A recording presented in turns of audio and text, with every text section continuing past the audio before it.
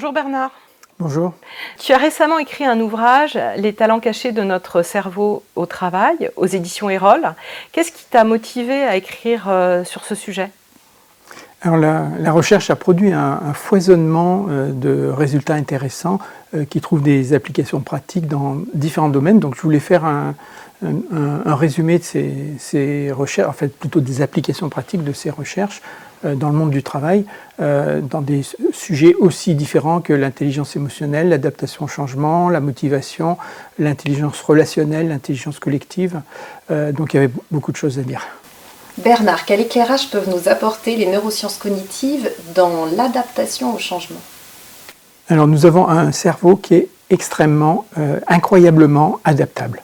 Il s'adapte à des tas de situations et nous sous-estimons ses capacités. Et donc les recherches en neurosciences nous aident à comprendre comment le cerveau s'adapte.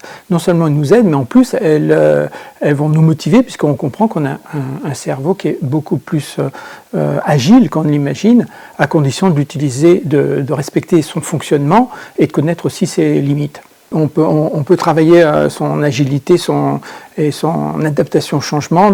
Il y a différentes façons de l'aborder, mais on peut le travailler. Ça nécessite un petit peu de temps, comme n'importe quel changement, comme n'importe quel apprentissage. Ça nécessite du temps, mais avec la motivation, on peut avoir des résultats sensibles. La motivation, ça suffit pour s'adapter davantage au changement ?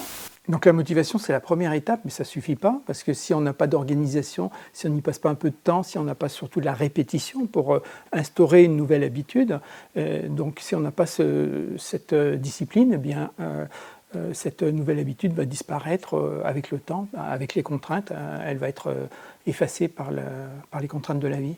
Donc il faut quand même, en plus de la motivation, de l'organisation et de la persévérance. Et tu peux nous en dire un petit peu plus ? Si je veux demain mieux m'adapter au changement, je peux commencer par quoi ?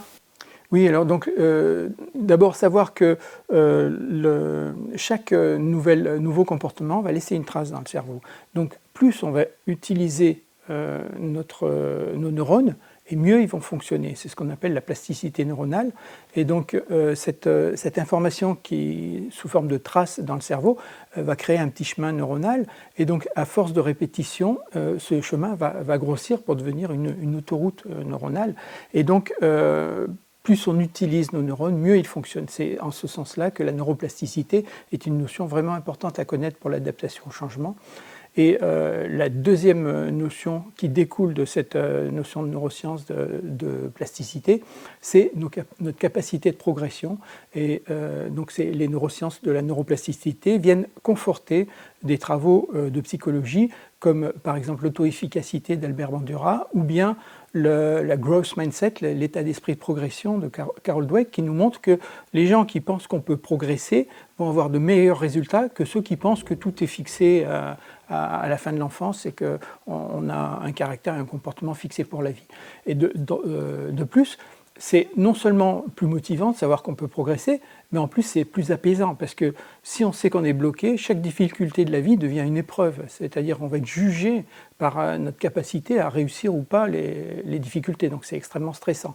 Alors que si on a cet état d'esprit de progression, eh bien chaque difficulté c'est un défi, soit on y arrive, soit on n'y arrive pas, mais si on n'y arrive pas, on sait qu'en travaillant un peu, on pourrait y arriver la fois suivante. Et ça change complètement la vie, ça nous rend à la fois plus énergique et plus serein. Et ça a été démontré par des dizaines d'études, à la fois en neurosciences et en psychologie sociale, et c'est vraiment quelque chose de fondamental. Pour conclure, si tu devais te caractériser en un mot, lequel serait-il ? Après ce que je viens de dire, ça coule de source, c'est le mot progression.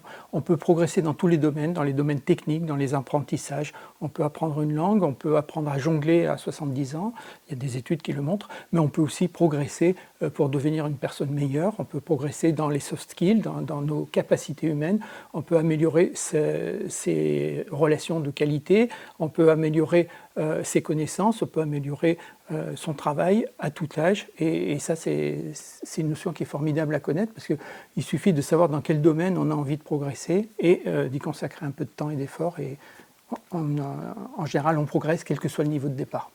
Donc si j'ai bien compris, il n'y a pas d'âge pour avancer, il n'y a pas d'âge pour progresser, c'est juste un état d'esprit vis-à-vis du changement et notre motivation qui peut nous permettre d'avancer. Absolument, le travail c'est sur soi, savoir dans quel domaine, parce qu'on ne peut pas progresser dans tous les domaines à la fois malheureusement, les journées ne font que 24 heures, mais une fois qu'on a choisi ce qui était le plus important pour nous, on va progresser dans ce qui nous paraît le plus important, ce qui nous tient à cœur. Merci beaucoup Bernard. Merci à toutes les deux.